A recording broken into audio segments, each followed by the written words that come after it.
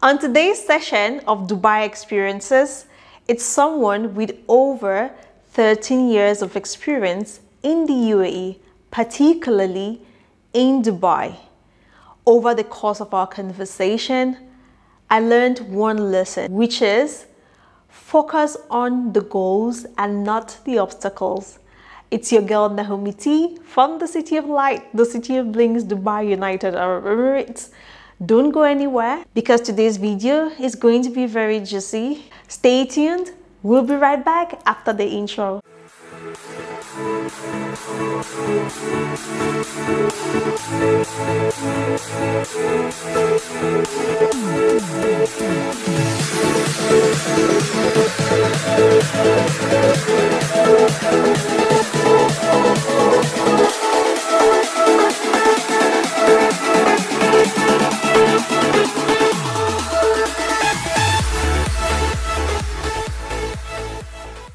On today's episode, we have Mr. Roland Babila. He's here to share his experiences he's had for 14 years. He's been in the UAE and he wants to encourage someone out there, especially those of the African descent who are suffering or who are struggling to make a living in the United Arab Emirates.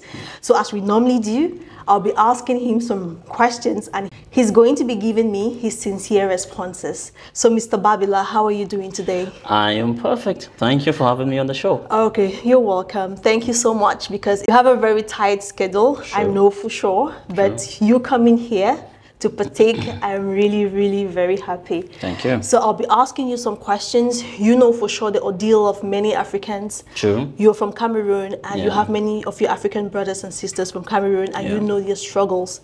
So just share your experiences because I know for sure that success means different things to different people. True. But I know for sure that you've had your fair share of struggles and today you can tell me to my face that you're successful. Definitely. Yeah, so you just share your experiences and you also have to give advice to someone out there, you who is watching me. I'll ask you the first question. Okay. Why did you leave your country? You know, everybody always says that they leave their country for greener pastures, but mine is a little bit different story-wise. Basically, I left my country not because I wasn't successful. Back in Cameroon, I was a professional school teacher. Oh, nice. I was teaching the computer hardware. And I had a good life going on, but again, I would use the word like literally I was scammed. To come to Dubai. Or literally. You were scammed. That means you had other plans of going to some other country and you. No, not literally plans of going to another country, but I was given fake information about Dubai because, again, we are talking about like 2012.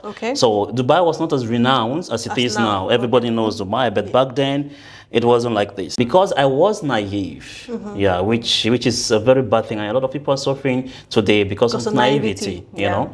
So because I was naive, I ran to him as a friend and he was like, oh, Dubai is wonderful. I got a computer job and they're paying me per hour almost $1 million CFA francs. Really? And I had no information. I could not ask anybody. You could not even make your research I could not make my research online and stuff. And then, woof, I just decided that I want to travel. I sold my shop and sent money to somebody he connected me to in Dubai.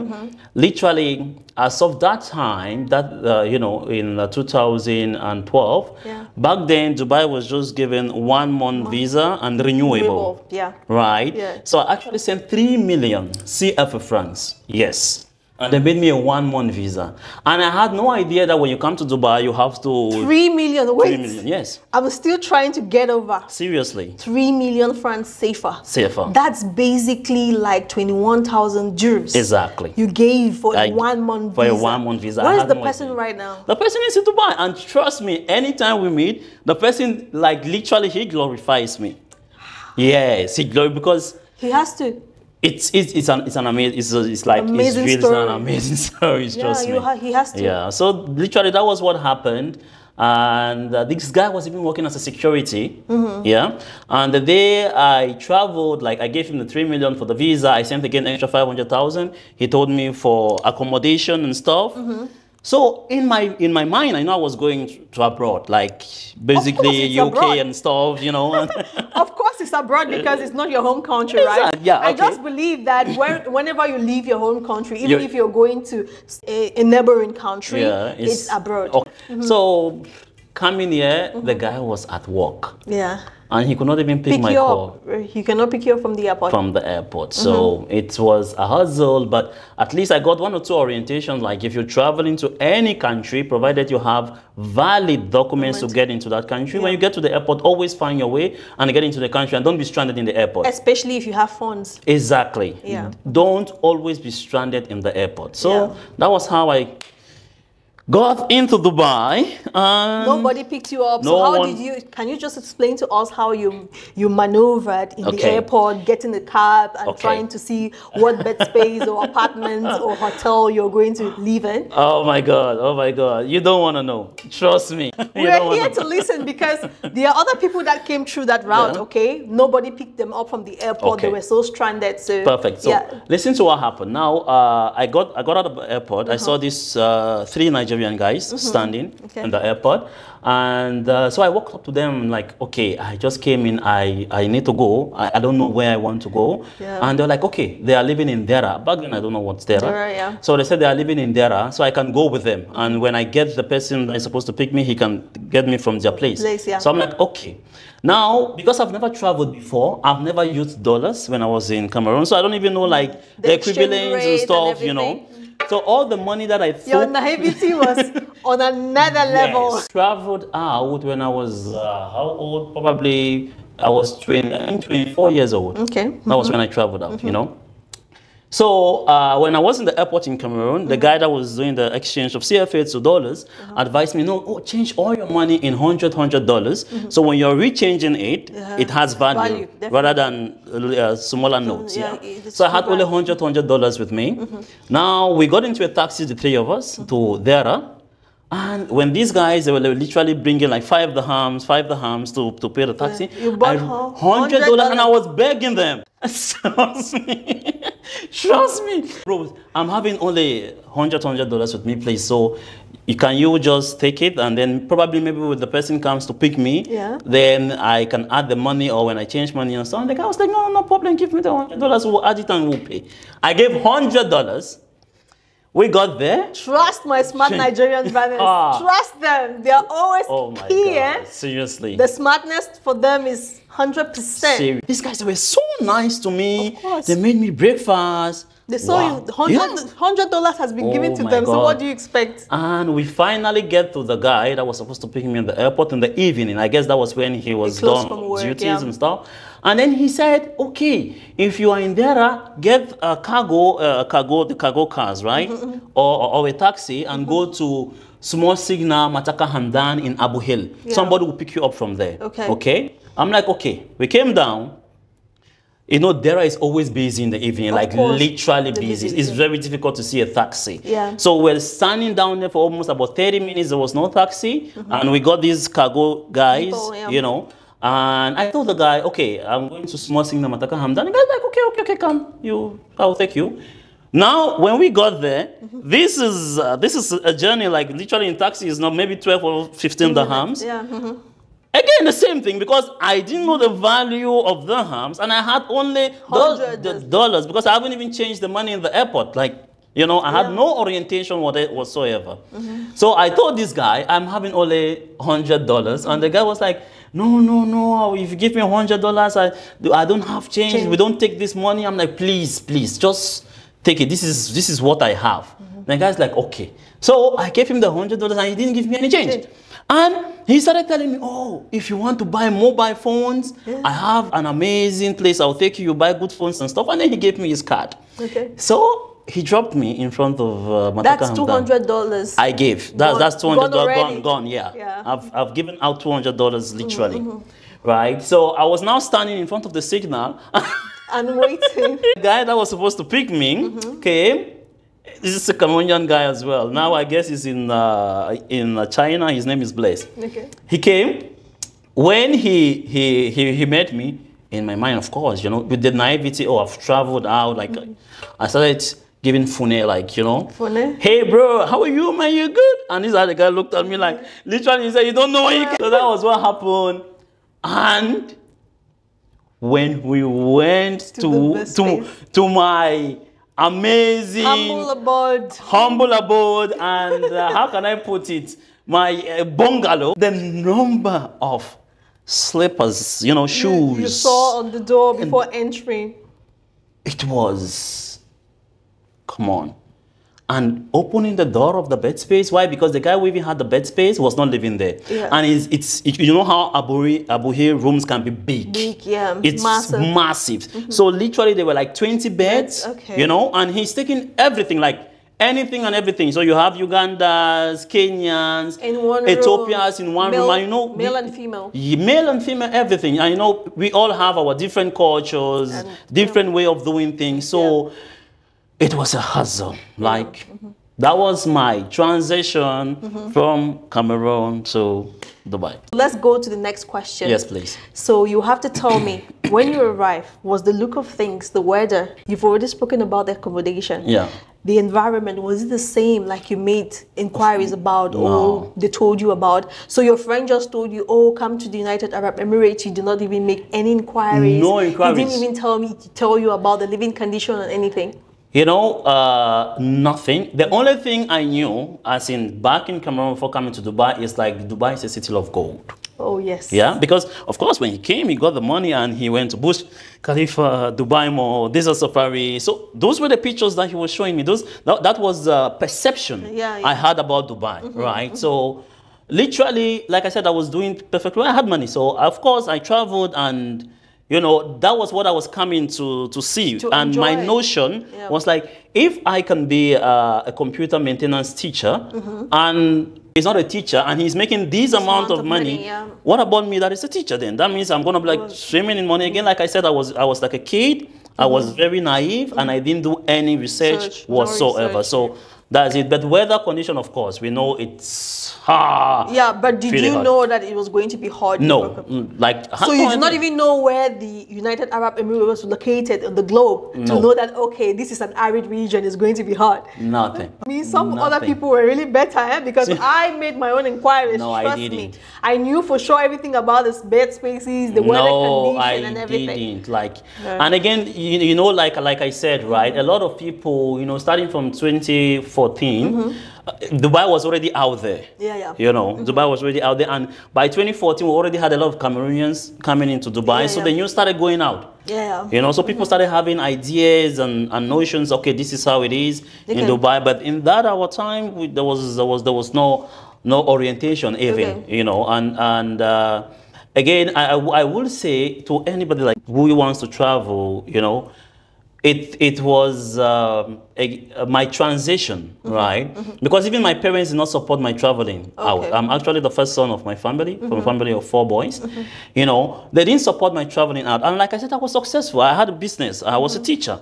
You know, but it's a big lesson for me. And sometimes all that glitters is not gold. And like you said, you know, it's always good to do research before you take any step in life. Course. You know, but I didn't do my research. And I had to go deceive my parents that, oh, I got admission in a school in Dubai. Yes. So you can imagine. Just for them to give me their blessings. Oh, at least he's going to further his education. Whereas it was a lie. Okay. So the next questions, right? You have to give me a vivid account, because this is like the giant in the room question. You have to give me a vivid account. You've already given me till when you arrived the bed space and you saw a lot of sleepers on the door. So from that moment, give me a vivid account of the living conditions, the housing conditions, the job hunts, the employments, the visa changes, right till date. So just make people to understand. It's a whole movie, because again, you know, I made mention about my transition to Dubai and stuff. So by the time I got here, of course, the bed space is there, and I'm like, what's going on? You know, I can't stay here. I can't stay in this kind of a place. In Cameroon, literally, I had a two-bedroom apartment all to myself. And what is this? So again, people in the bed space try to advise me and give me orientation. That is how it is in Dubai and stuff. Nobody even told me about CV. It's not like now when you travel from Cameroon, you know you have to come and make a CV. Or, yeah. Nothing. Nobody told me about CV and stuff, right? So I was literally enjoying my life for the past 2 weeks, right? Not knowing that I'm having just 2 weeks left. Dollars. And changing the dollars and and eating the money, right? Not knowing that I'm having 2 weeks left on my visa. Oh, so yes. one day, fortunately, because I would say it's very fortunate, it was very fortunate for me. Fortunately, I visited one of, like, you know, in Abu Dhabi we had like this grand them. I visited him and then we were just talking.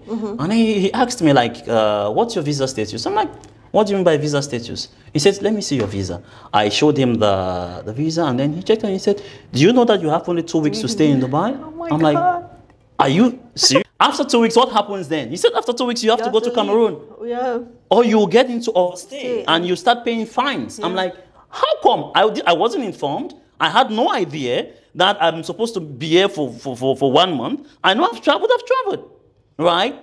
So it was an eye-opener. He was. Yeah. You have to thank him, eh? Seriously, you know, he was an eye-opener for me and it really affected me. Why? Because I sold my shop.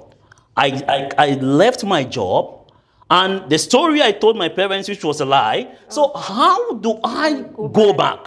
What do I tell them? You know, like, what am I going to tell my parents? Like, how do I even start again? Because all the money that I sold my shop and the money that I've saved, I've been squandering this money since I got here. Like, how do I start, right? And that was where now he orientated me about you have to make a CV, you have to create an account on Dubizzle. Back then we had only Dubizzle. Yeah. You know, it was not like now that we have LinkedIn, we have these or so many different sites. Just back then there were different sites. But I didn't know. I had no idea. Africans is so small. Yeah. Exactly. Yeah. So at the end of the day, it's Dubizzle that he told me. Yeah. So I started applying on Dubizzle and stuff, and of course we know how it is. They will call you for an interview, and then they say they are going to call you back, and nobody's going to get back to you and stuff. That is the challenge. That is the struggle. Until there was one thing, correct? I got a call. There was a program that they hire people from Dubai and then they take them to Afghanistan to work in the military base. I heard about that one too, yeah, when I came here. What happened is, I got a call from these guys. It was actually an international city. We came to international city for the interviews and stuff, and then we were selected, like I think 5 of us, okay? And they said on the offer letter that they give to you, it's mentioned there. So literally, they don't pay you the money there in Afghanistan when you work, right? So you have to give your next of kin back home. Yeah. So they transfer your money to your home country. Okay. Because it's mentioned on your... Anything can happen. Yes, anything can happen to you at any time. So like literally, they are telling you that your security is not even guaranteed. Yeah. You understand? So I took that offer letter home. I had, I think, just remaining 2 days or 3 days to be in Dubai. And I signed it. And I said, I'm going to Afghanistan. And everybody in the bed space was like, why would you want to go to Afghanistan? Why would you want to do this? You are still very young. Go back home. I'm like, no, I can't. So I was still living the lie. I'll call it the lie, right? I had to call my dad. And I was trying. And I told him, okay, because back then also, I didn't have a child and I wasn't married. Yeah. Okay. So my dad was my next of kin. So I called my dad and I'm like, no, you know, my school is right inside the desert. I got a job. So they cannot be paying me money in school. You have to be sending my money to Cameroon. But I was trying. Yeah. And then he was like, but why are you crying? You get the point. But I could not open up to him and tell him. Now, 2 days before my visa will finish, they asked us to come with our passport and hand it over to them so they can process the necessary documents and stuff. Now, we were literally the second batch or the second recruitment that is going to go there, right? So the first one that they did, they didn't take the candidates for medicals. So by the time they got there, they had a lot of liabilities. A lot of people died. Okay. You get the point. So they said this second batch, before we travel, which was 2 days that we're supposed to travel, we had to go for medicals and stuff. So we went for medical that day, and the first session, it was a tedious medical. Like it was a screening, like you get the point, right? So the first session, the second session, the third session with us, the fourth session, and the fifth session, they didn't call me. Yeah, they called the other people, but I wasn't called. right? And the seat session, they called the other people, and now we're 2 of us that were not called. And the 7th now, they were not calling us anymore, right? And I was like, what's going on? Then after the whole medical process was done, the doctor called me and was asking if we have any issue of high blood in the family and stuff. I'm like, no, literally no. And he said, well, I'm sorry, but we noticed that you have high blood pressure, so you're not suitable. And I started crying. I had 2 days left. What am I supposed to do? As of that time also, visa change wasn't like really a thing back then. Because you have to go out, eh? You have to go out. You had to go to like Oman, Kishem and stuff, you know. So it was really, for me. And I went back home. I was really devastated, whereas I never knew that God was just arranging things for me. What about the other people that went? Did they survive it? Literally only one of our friends took the process. He survived it, and he went back to Cameroon after 2 years, because it's a 2 years contract, and then he traveled to another country. And the other guy got a job, also a different job, so he didn't travel. So one day before the day that I have to go back home, right? This is the day I got my job, actually. So what happened is there was an open interview in Abu Dhabi for security. You know for sure that open interviews that time was a thing, okay? Wow. Most people had their first jobs through open interviews. Basically, there was an open interview in Abu Dhabi, okay, for a security guard. And with the stress and everything, I was really thin as of that time. I wasn't looking like this. I was so small. And the open interview is supposed to start at 8, and we are in Abu Hill in Dubai. So literally we have to leave Dubai maybe like 5:30 to get a bus and then get to Abu Dhabi, right? So I was supposed to go with one of my friends. I left my house. I can never forget this, wallah. I left my house around 5 in the morning. I was literally sitting in my friend's gate, the gate of their villa, right? From like 5:10, calling his phone. This guy is busy sleeping, he's not picking. Till 8:30 in the morning, he wasn't picking. Oh yes, he wasn't picking till 8:30 in the morning. And then he got out and said, he forgot. I forgot. And moreover, I will not be going in for the interview because my elder brother said we should go to the beach. The elder brother was working. So when I said, my elder brother said we should go to the beach, I will not be going for the interview. And I've been at his door from 5:10. You're so naive, because why would you even wait? I was desperate. I was really, really desperate. Why would you even wait? See, and there was this guy going out of the villa, right?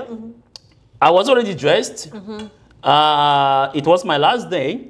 I had, I think, 16 dirhams balance in my metro card. So I saw him going for an interview, and then his name was Ronald. Okay? I saw him going for an interview. I'm like, can I just follow you to this interview? He's like, you're following me to which interview? Even me that I'm going for the interview, they just called me. I don't even know for what job I'm going for the interview. I'm like, it's okay, let me just follow you, right? At least I'm going to keep you company. We'll be discussing in the metro, because any which ways, if I don't use the balance in my metro card, I still have to travel, and it's going to be useless. He's like, okay, let's go. Oh God. We went for the interview. They interviewed him. Okay. And of course, because I wasn't called, so they did not interview me, right? And after they interviewed him, the manager of the company, it was a real estate company, she came and she met me, and she was like, okay, they're done, you guys can go. I'm like, no, please, I need to be interviewed as well. And then she said, did they call you? I said, no, they didn't call me. So why should we interview? I said, no, just interview me. So she started laughing, right? And you could not imagine that she went and called the sales guys, because it's a real estate company. The guys are on the sales floor, all of them to come to the meeting room, and that was how my interview was being done. Oh yes. And when I got in, she gave me her phone. As of that time, we had, I think, iPhone, is it iPhone 4 or something? I don't know anything about the first generations of iPhones. So she gave me her phone. It was an iPhone. And then she said, sell me this phone. Oh, yeah. That was the mistake she made. She said, sell me this phone. Trust me, I told her about features that I think that are now coming in iPhone 14 Pro Max. Because you're already in hardware.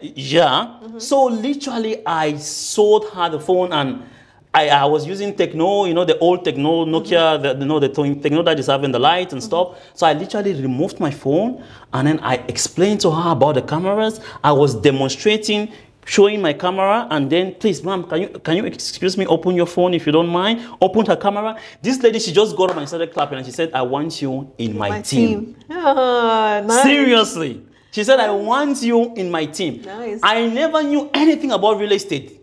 I've never, in fact, heard about real estate. You've never heard about it because at that time, yes, right? I've never heard about real estate at that time. So she said, I want you in my team. We are going to do some trainings and stuff. Okay? So you can come and start on Monday. I could not start on Monday because I had to travel. Yeah. You told her? Yeah, of course. I told her, I said, Mom, actually, today happens to be my last day. I have my flight, my return ticket is this night. It was a Sunday. So I told her my return ticket is this night. She's like, are you serious? I'm like, yeah. She gave me money, 100 dirhams, that I should go to the house, because I wasn't working with my passport on me. Yeah. She said I should go to the house, pick my passport, go to their head office, give a copy of my passport in their head office, and then I can travel. That was how I got my job, went back to Cameroon. You got the job, you went back to Cameroon. Okay, they sent me the visa. Oh, okay. Yeah, so they sent me the resident visa, I came, and that was how I started real estate, and I've been doing only real estate for this 13 to 14 years. The only visa change you went for was when you went to Cameroon. Yes. Okay, so how many real estate companies have you worked for over time? 11. Now, wow. 11? Yeah, 11. That's a lot. Yeah, so I've literally worked with 11 real estate company. That's both brokerage and developers. Yeah. So I've worked with Azizi, Damak, and all the like. Okay, perfect. It means you've worked with really very big companies. So yes. If people don't know, I've been in real estate sector. It's good because you would meet people, different caliber of people. Sure. Ministers, presidents, ambassadors. But one thing is sure is when you meet different people, you can learn one or two things from them that will make your life to go from here to here. But I came to understand one thing when I was in real estate is people don't do things for people for free. Sure. That's life. Yeah. So one thing real estate taught me when I had to meet up with people from different walks of life. Yeah. Normally I'm an introvert actually, so I was not really out there. And then the people I came to meet were not very, let me not even go down that road, okay? Yeah. So I had to leave real estate because you need to have that sales acumen in you to become a very successful real estate person. So I want to ask you, because you've been in real estate for a very long time and you've worked with very, very big companies. So what makes you stand out as a real estate sales agent and as a real estate sales manager? Okay. So basically, my drive in real estate is the fact that, okay, like for example, right now I'm acting as a sales manager, for PSI Dubai branch. But even though I'm acting as a sales manager in the company, I still do my research on real estate every blessed day. Basically, I would say what has kept me out there, kept me going, and in the field is consistency. There've been also challenging times, just like when I started the real estate, because real estate in most companies, they are not paying basic salary. They don't, You get the point. So it's like 50-50 commission based, right? Let me cut you short. I worked in a company where it depends on how much you bring in. Okay. Sometimes you can bring in, they will say 50-50, but sometimes when you bring it above 100K, they increase the slab. Yeah, the slab is like 70-30. 30 for the company, then 70 for you. Yeah. So again, with us at that time, even now they are modifying the slabs. Even because I give those offers now as a real estate manager as well, in the company I'm working for, right? So as of that time, there were no slabs. So it was like strictly 50-50. That's the job, right? And you have to pay where you're living. You have to transport yourself to the office and stuff. So it was really, really difficult, considering the fact that maybe you can go 1-2 months without a deal. Without the sales, You got the point. And you of course, you have to pay your accommodations and stuff. So it was really hard for me, but thank God that I had my wife. She was there. She really helped me financially and stuff, And then, of course, the deal started coming. Oh, when it comes sometimes. And real estate money is sweet for chopper. The next question. Yes, please. Would you say your journey to success would have been better if you went to other nations like the US, like the UK? If yes or no, explain why. Well, I can't really say. Okay, I can't really say yes or no, because it's all about your vision.